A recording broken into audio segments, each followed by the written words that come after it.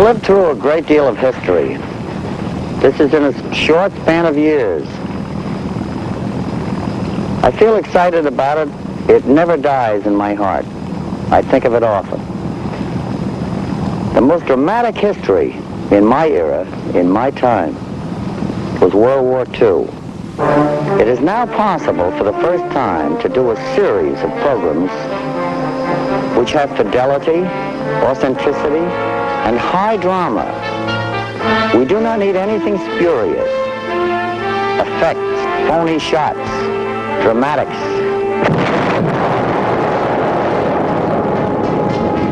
Let the film tell the story. As a war editor of Collier's magazine, I lived through some of them. As a war correspondent, as a writer. I wasn't always right in what I said, but it's only now that I know I wasn't right. And it's only now that I think you will find a freshness, a newness, a compelling atmosphere about a series such as we project.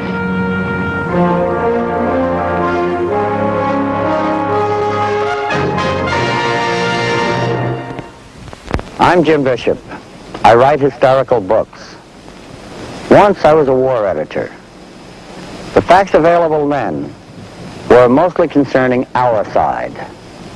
Now, all the records of all the nations are available.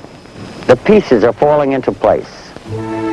Nakamura Masaki was a Japanese infantry corporal in 1945. Today he's a miner living near Kyushu, Japan. 私は戦争の終わった年の11月に In November of the year the war ended, I returned home to my village of Miyazaki as a living ghost.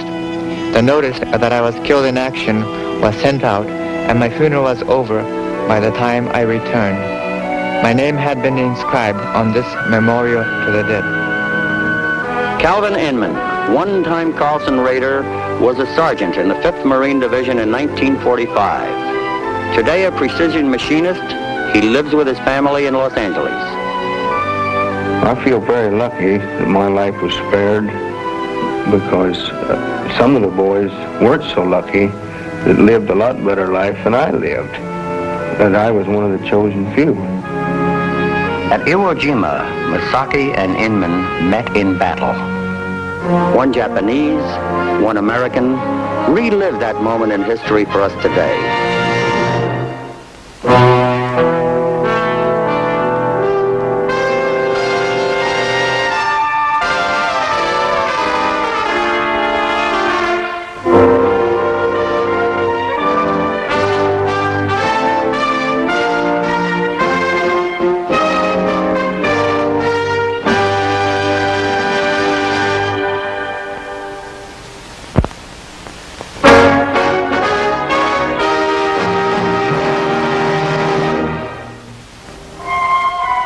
Iwo Jima, a black speck in the blue Pacific, 600 miles south of Tokyo.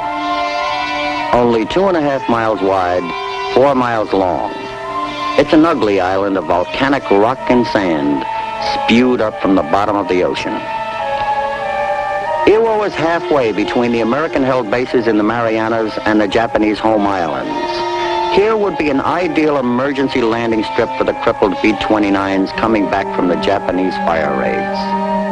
The U.S. Air Force needs it. The Japanese know it. And they don't intend to give it away.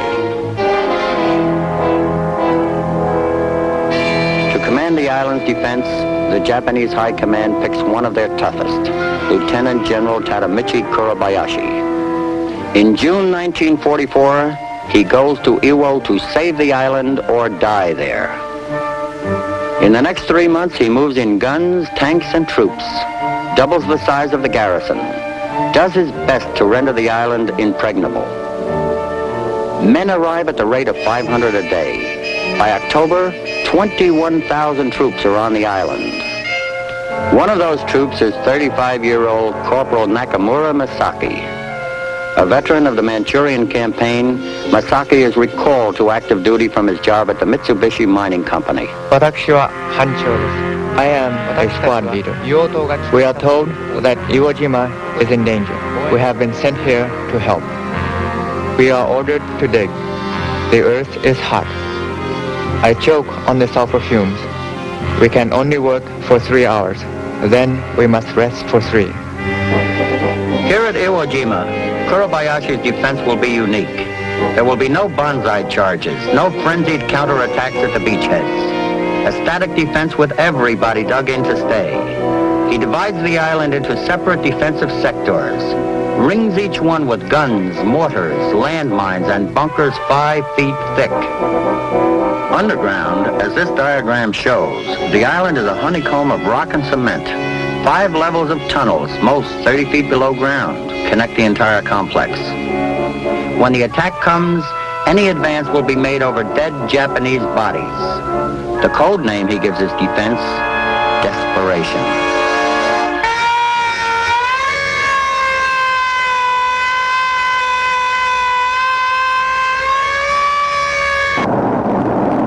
December 8, 1944. American B-24s call on the island. The Japanese have been using Iwo to stage raids on American B-29 bases in the Marianas. Admiral Nimitz awards it top priority. Neutralize it now, take it in February. For 74 days, the B-24s hammer the island.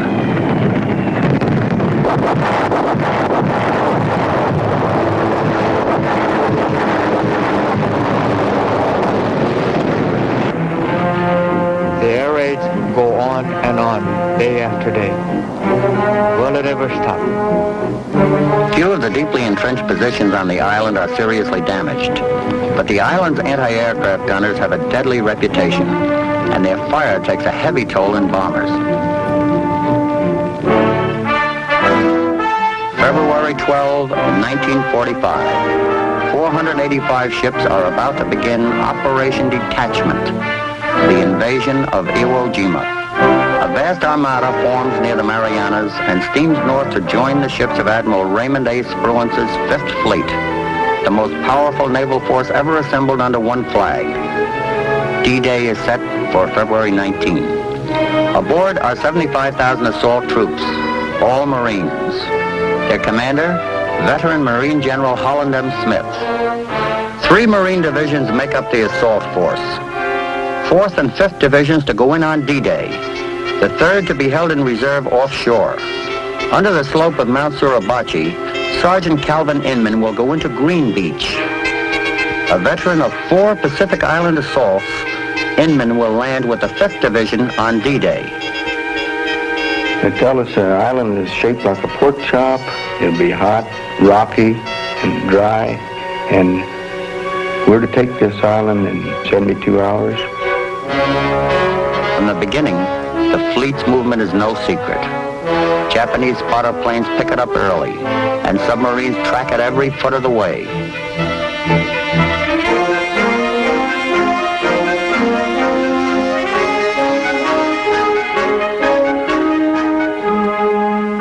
Kurabayashi is warned. Expect invasion February 15 to end of month. Today we learned that the 3rd, 4th, and the 5th Marine Divisions are on their way to attack us. Our officers seem confident. Morale is high. We are ready. Perhaps the gods will help us win. Every soldier of every faith is certain that God is on his side. It is so at Iwo.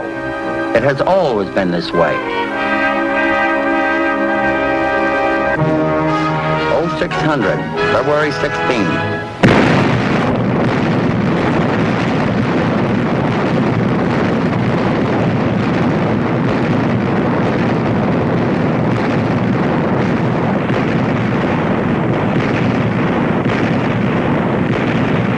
We hide deep in the caves. The air is hot and filled with sulfur fumes, but at least we are safe. The shells exploding above sound like distant thunder. It's a real morale builder. Big guns booming. And we're going to land right under this fire that's going to keep our heads down a little bit while we come in on the beach.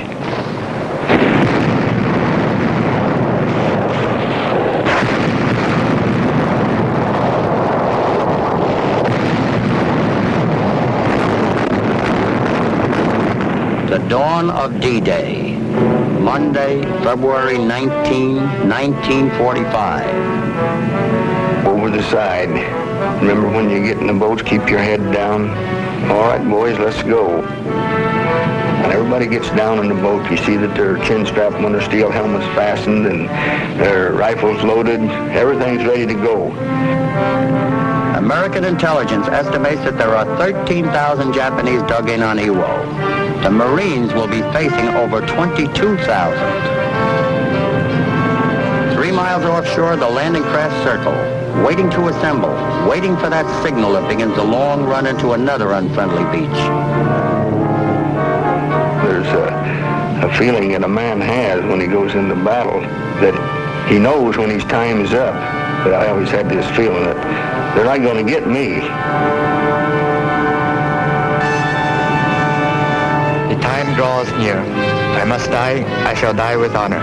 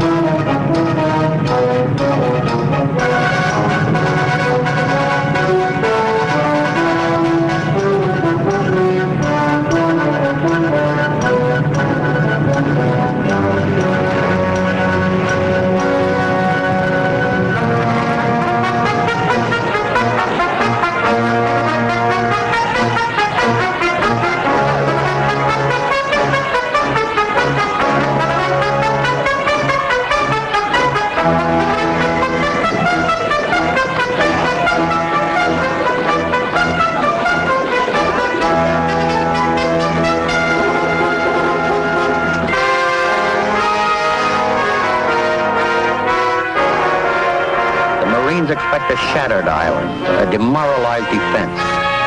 The bombardment had to work. The first Marines to land are sure it did. Then, within minutes, disaster. Marines are pinned down beneath a withering curtain of fire. The high ground is all ahead of them, and it all belongs to the Japanese.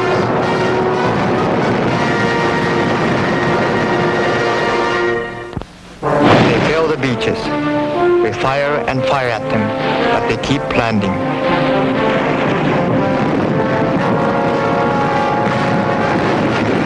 There's all the rest of the Marines right here. They haven't advanced too far, not over 150, 200 yards at the most.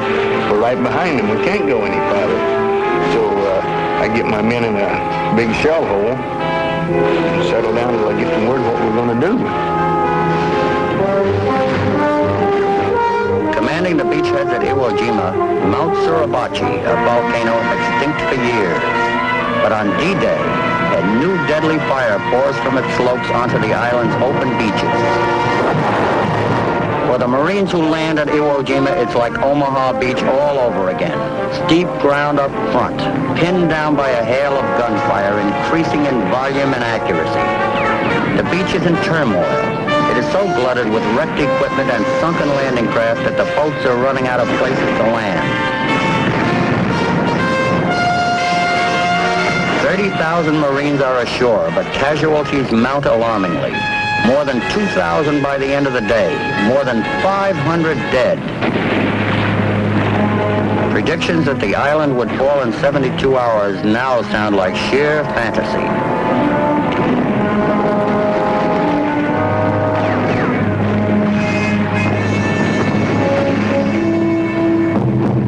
All the first days and all the first nights, All the next day, we stay right in this one hole. We don't move.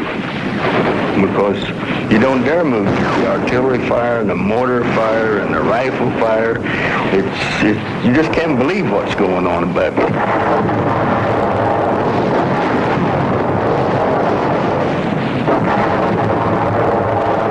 The Marines call for help.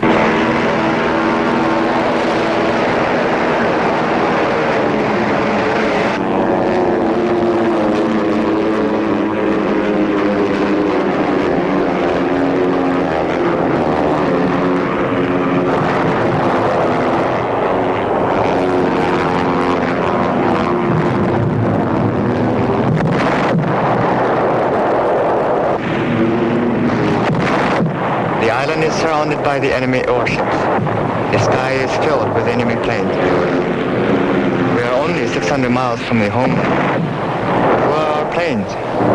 Where is our Navy? The Navy gives their code name for Mount Suribachi a new dimension. They call it Hot Rocks.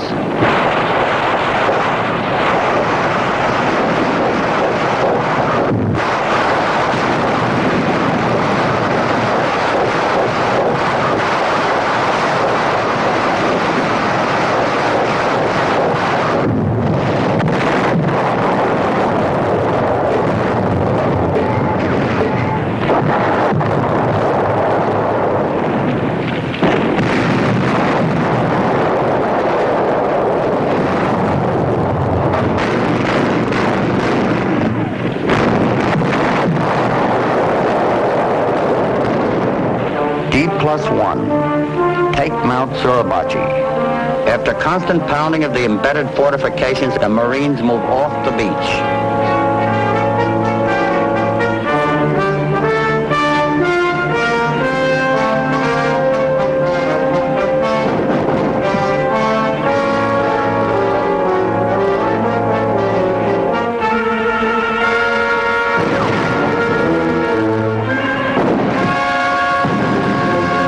D+4.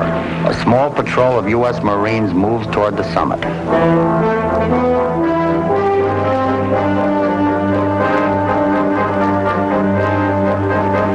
We heard from the grapevine that our troops was pretty close to the top of the hill. So all morning we was looking back towards the top of Mount Suribachi, just waiting to see what would happen when we did get to the top of the hill. 10:37 a.m.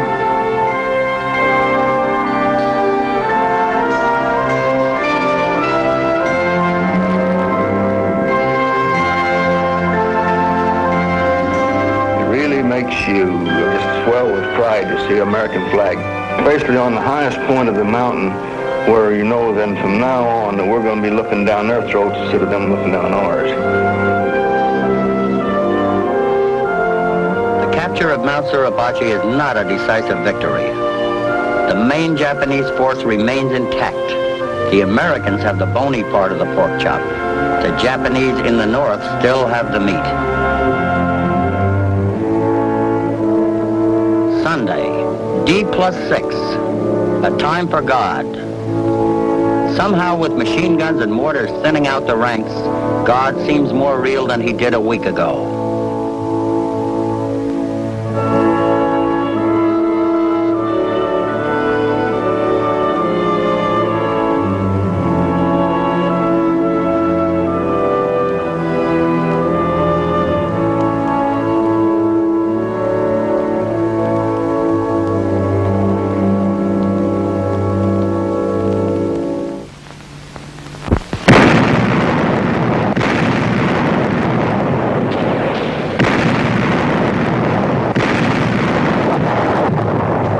Sunday doesn't last long in a war. Now at the 3rd Division ashore, 60,000 Marines push north, straight into the main line of Japanese defense.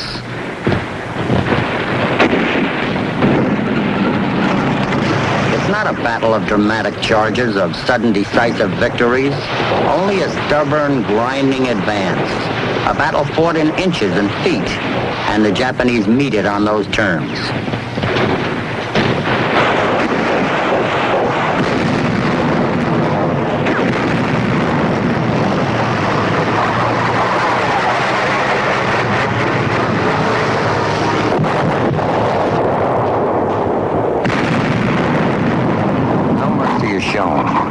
one is asked.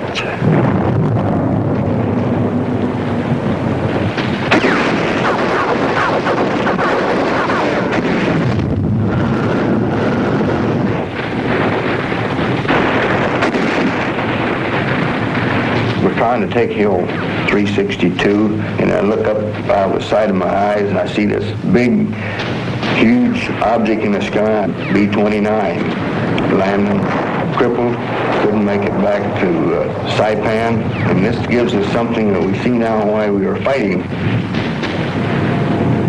Even while the furious battle for Iwo Jima is being fought, 35 of the big superforts will limp in for emergency landings.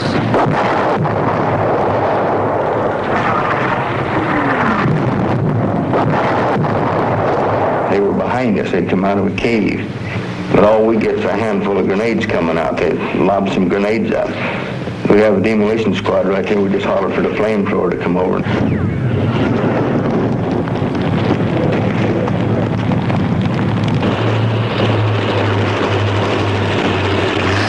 By March 9, the bulk of the Japanese defenders have been driven into the northeast corner of the island, their backs to the water.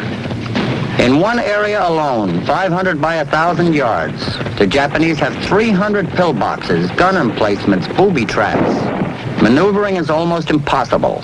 The battle must be fought in face-to-face combat now. We shoot at them from the narrow openings in the bunker, then crawl to the other places and fire again. It is like children playing the game of hide from the devil.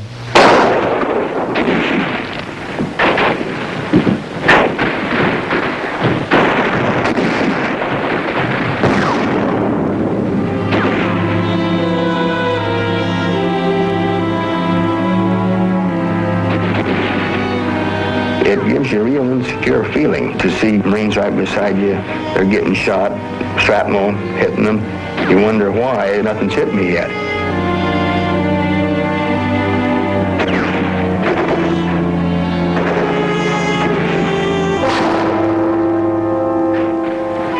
Our numbers grow smaller. Several of the men have already committed suicide by showing themselves at the openings. Frontal attacks have become too costly to continue. Flamethrowers burn out what can't be blasted out.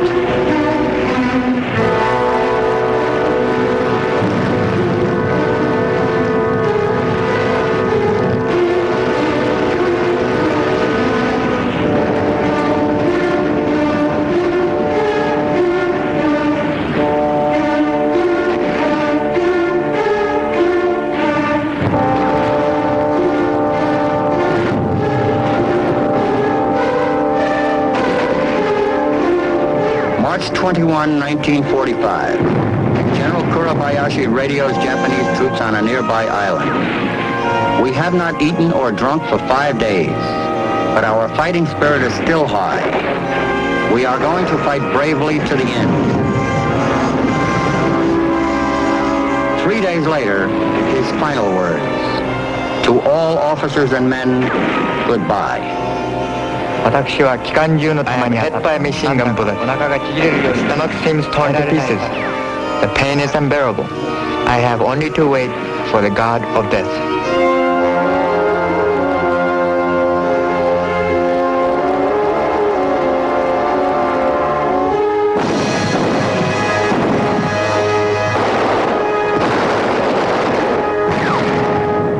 Except for scattered pockets of resistance and sporadic raids from a few concealed Japanese, the Marines' battle for Iwo Jima is over. On March 28, General Holland Smith officially declares Iwo Jima is secure.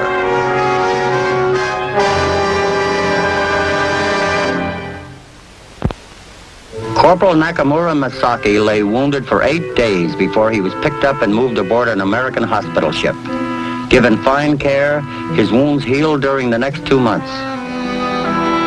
For Sergeant Calvin Inman, it was to be his last battle. Fortunately, the invasion of Japan itself would never be needed.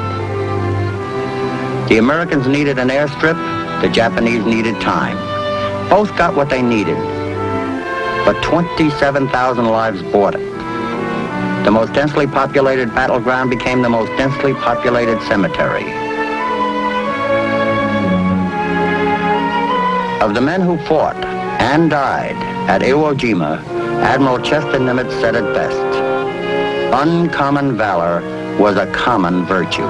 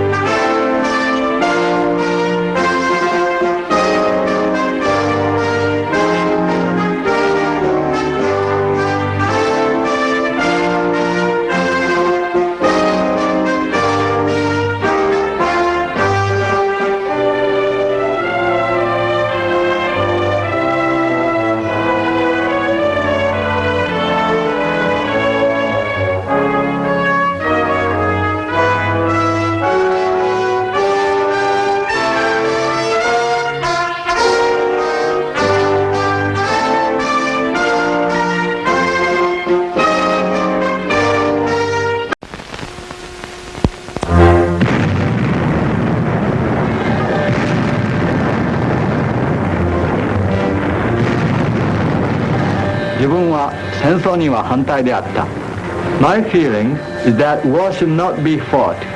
People may say that I had a valuable experience, but I don't think I care for that sort of experience. The battleground brings out the ugliest part of human beings. In 1944, Toyotomi Koyama was a corporal attached to the Imperial Army Tank Corps in the Philippines. Today he is an artist in Los Angeles, California. Ignacio Pasos is a carpenter living in North Hollywood, California.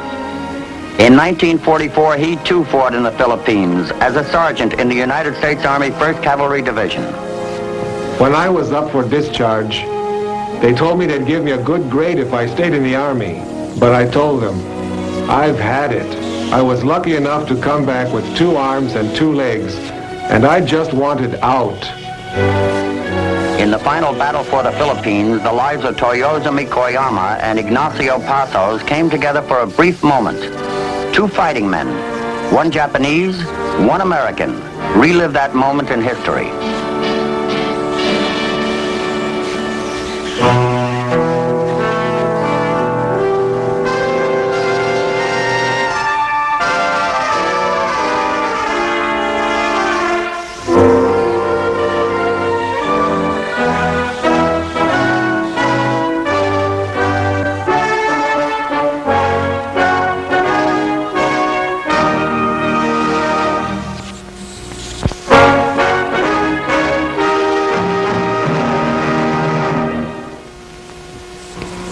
I'm Jim Bishop. In 1942, General Douglas MacArthur was ordered to leave the Philippine Islands before they fell to the Japanese. As he left, he made a promise: I shall return. To the Filipinos, to those who were left behind, MacArthur's words were a guarantee that American forces would return. Now, in the fall of 1944, Douglas A. MacArthur is about to fulfill that promise.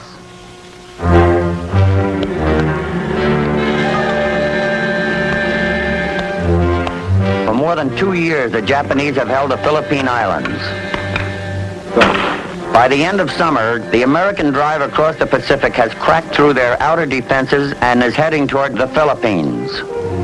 More than 200,000 men are brought in to defend the islands. To command this army, the Japanese picked the conqueror of Singapore, Tomoyuki Yamashita, regarded by some as Japan's greatest general. Out of 7,000 islands in the Philippine archipelago, Yamashita predicts the Americans will land in the central Philippines on the beaches of Leyte. He sends only 1 division to that island to fight a delaying action. The bulk of his army is kept on the northern island of Luzon, from where he can launch a crippling counterattack. By September 1944, the Japanese are convinced invasion is imminent. They will let the Americans strike, then use the full force of the Japanese Army, Navy, and Air Force to crush them. To spearhead such a counterpunch, he chooses units from the Imperial Army Tank Corps. Behind one of their guns is a 22-year-old corporal, Toyotomi Koyama. 自分が軍隊に召集されたのは I was in my third year of college studying physics in Japan when I was drafted into the Army. That was 3 years ago. I hope the war will end soon so I can go back to my studies.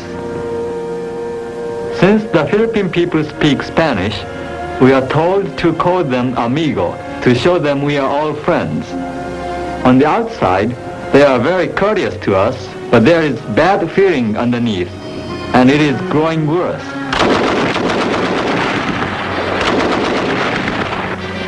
Our officers are being ambushed, and we must organize small platoons to counter the activities of their guerrillas.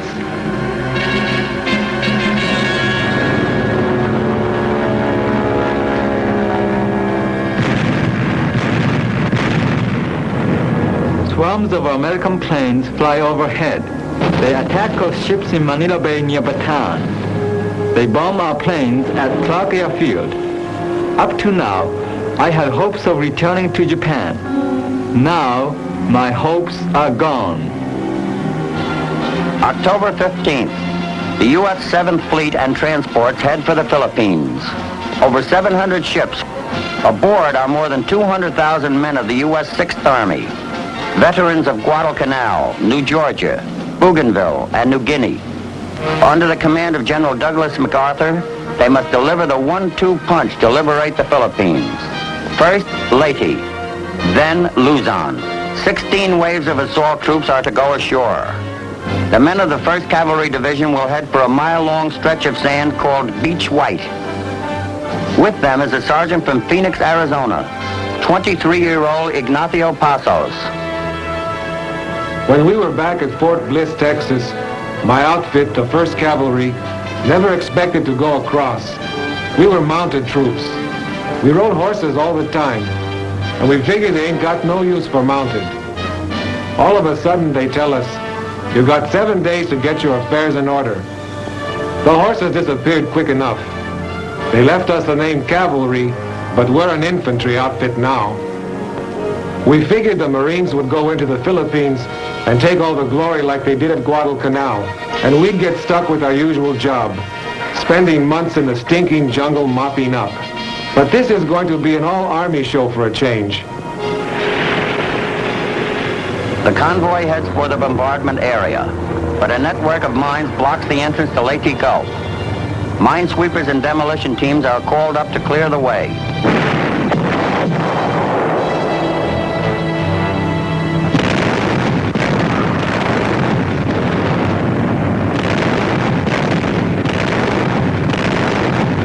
For 24 hours, American guns plaster the island of Leyte.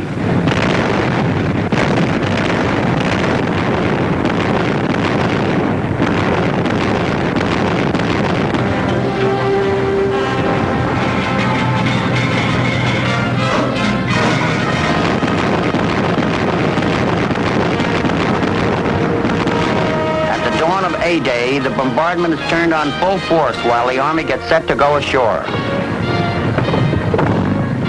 At times, you wish you can stay on board ship forever. Then you think, you have to go in sometime, and you might as well get it over with.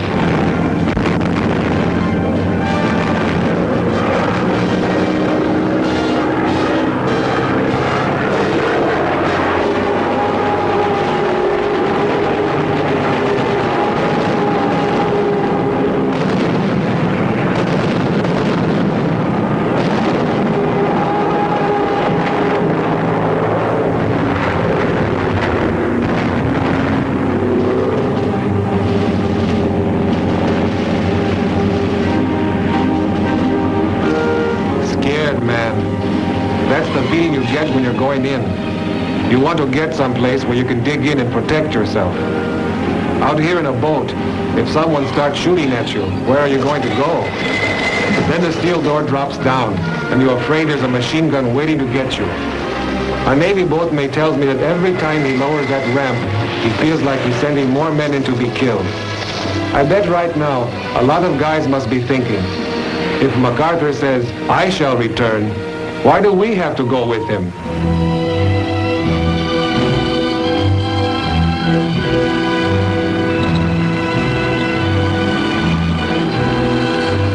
push in about a half mile before we meet up with opposition. It's mostly small arms fire.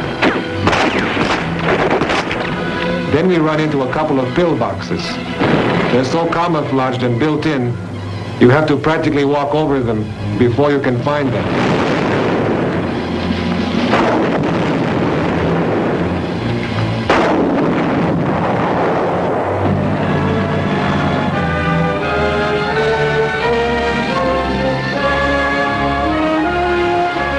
4 hours later, MacArthur himself comes ashore to keep a promise he made 2.5 years ago.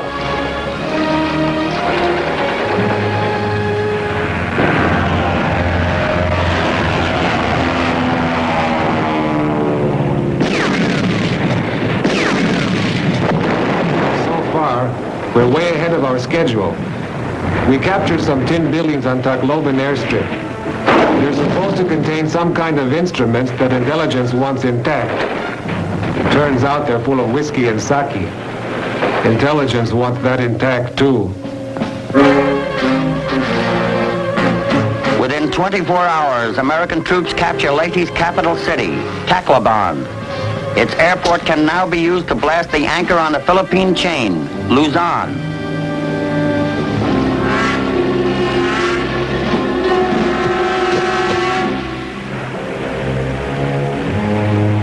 The Imperial Navy now launches Operation Shogo. 3 Japanese task forces head for the Philippines. The carriers will be offered as bait to lure the powerful U.S. Third Fleet away from Leyte. The 2 other forces will then converge to smash the American 7th Fleet in Leyte Gulf. The Americans grab the bait. The Japanese plan works perfectly. The 3rd Fleet steams north to chase the Japanese carriers. October 23rd, American submarines spot the Japanese ships heading for Leyte Gulf and make the first move.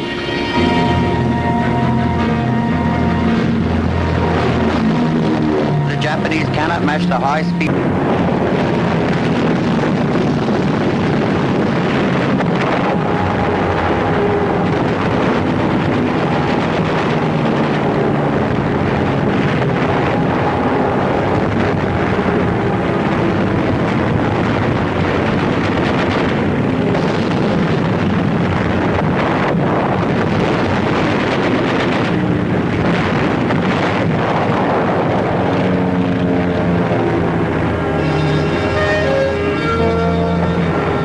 October 25th, the battle is all but over. As an effective striking force, the Japanese Navy is finished.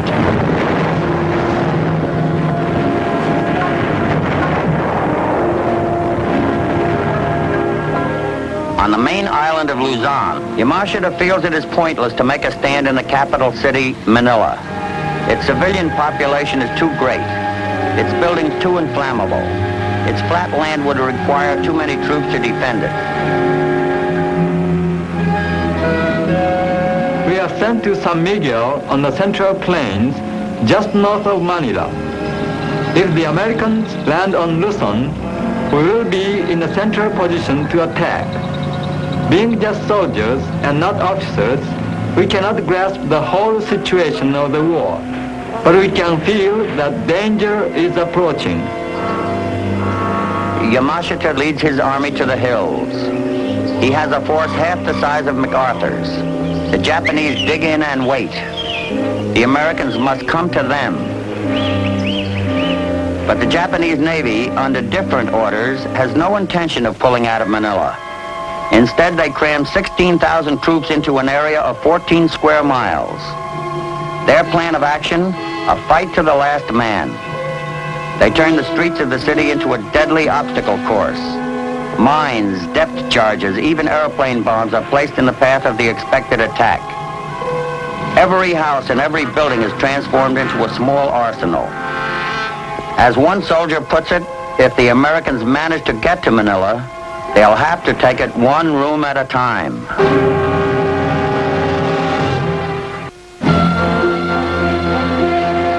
January 9th, 1945, S-Day, the invasion of Luzon. Phase 2 of the American plan to liberate the Philippines. Committed to the operation, 15 divisions, nearly 300,000 men, the mightiest army in the Pacific War. The landing puts us closer to Japan, so we figure they're really going to come at us this time. Actually, it's good to think like that. You prepare for the worst.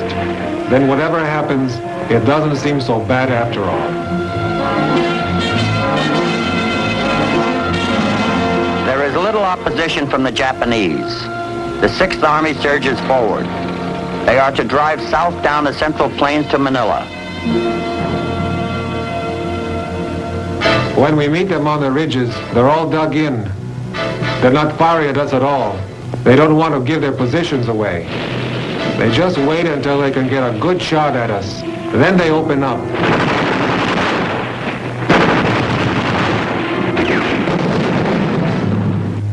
Somebody has got to get close enough to use the flamethrower or toss a hand grenade and get them out of there. We figure it's you or him. If you can get the jump on him, man, you've got it made.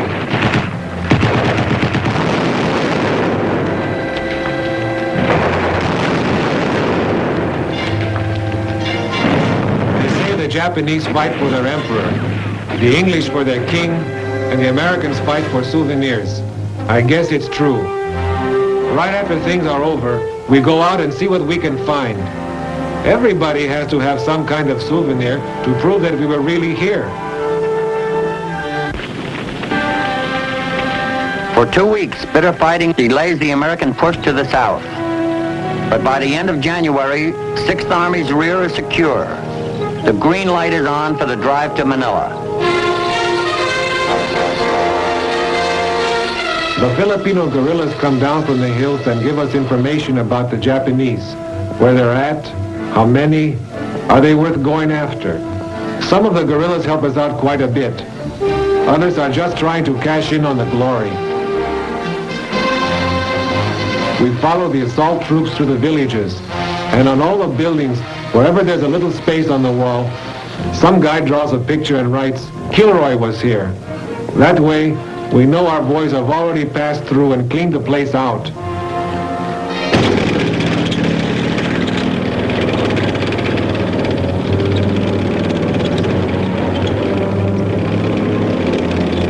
We learned that Americans have conquered Leyte, and now they are trying to capture Luzon. They're driving south from Lingayen. We are to meet them head-on. We are to stop them before they get to Manila.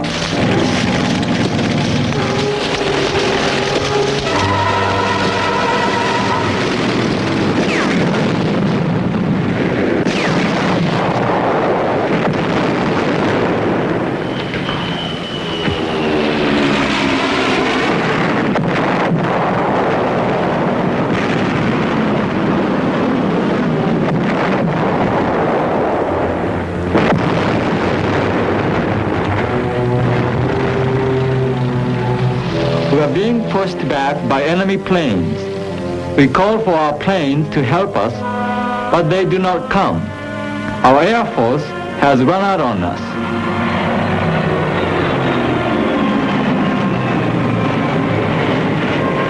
We are forced to retreat and hide under the trees.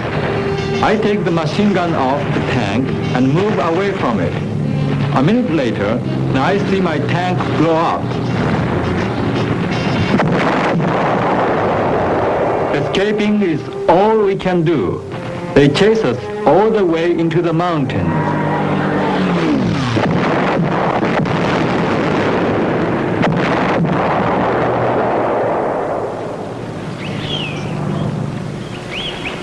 Everyone is near starvation. You eat wherever you can to stay alive. One soldier, about 50 years old, asks me for a grenade. I know what he's going to do with it. He walks to the bank of the hill, and I hear the explosion.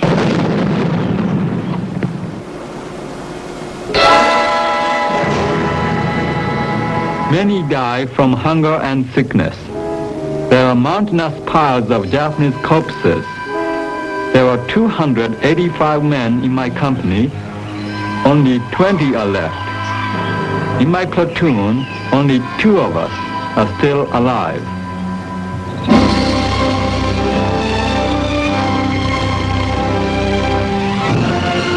When the people see the American army coming, they know they're liberated. It's wild. It sure gives you a good feeling to know you can make people so happy. You haven't had a hot meal for a long time. You get set to eat and some kids come around and look at you. You just shove your food over to them. Grown-ups don't suffer like the kids. A grown-up can always hustle for his own.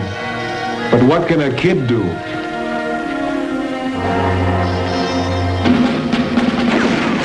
Hours after starting their drive, American troops are at the gates of Manila.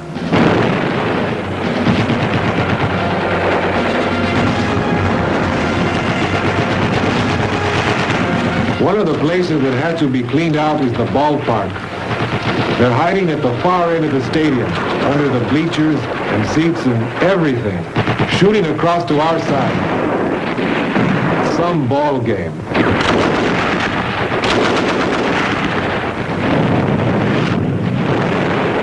They've got a crossfire going.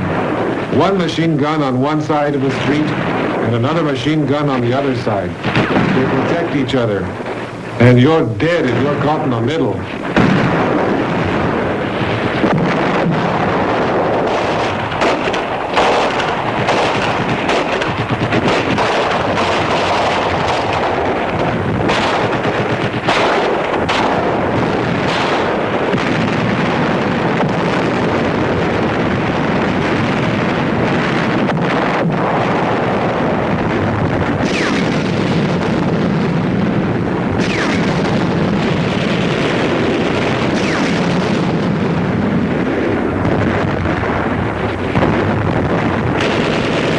Week, Americans claw their way forward as the Japanese continue their savage defense.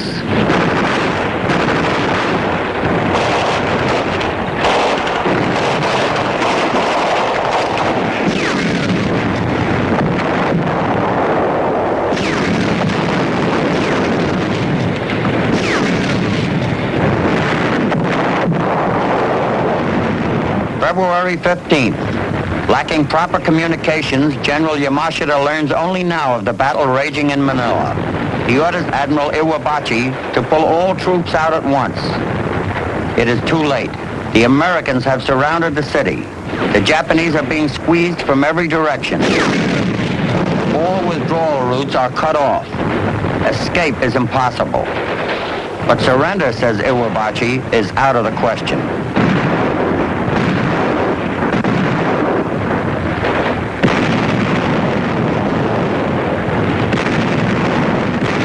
They've got this place so well entrenched that they fire a shot from one side, and before you know it, the same guy shooting at you from the other side.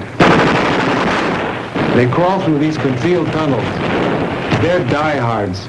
They won't give up. They know they're beaten, but they won't give up.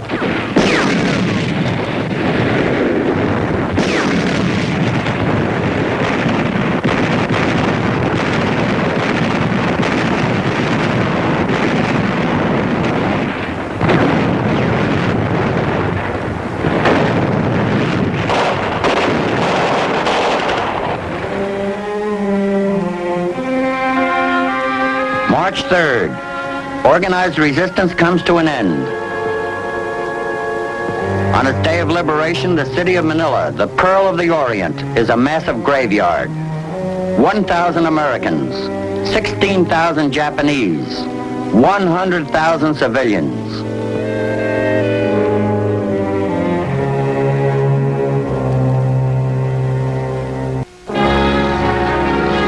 Sergeant Ignacio Pasos rotates back to the U.S. in August 1945. He is discharged the same day the atom bomb is dropped on Hiroshima. Corporal Toyotomi Koyama, after holding out in the mountains for 3 months, finally surrenders to the Americans, more than a week after VJ Day. More than 13,000 Americans, over 200,000 Japanese are killed in the battle for the Philippines. The war ends while they are still fighting here in the Philippines.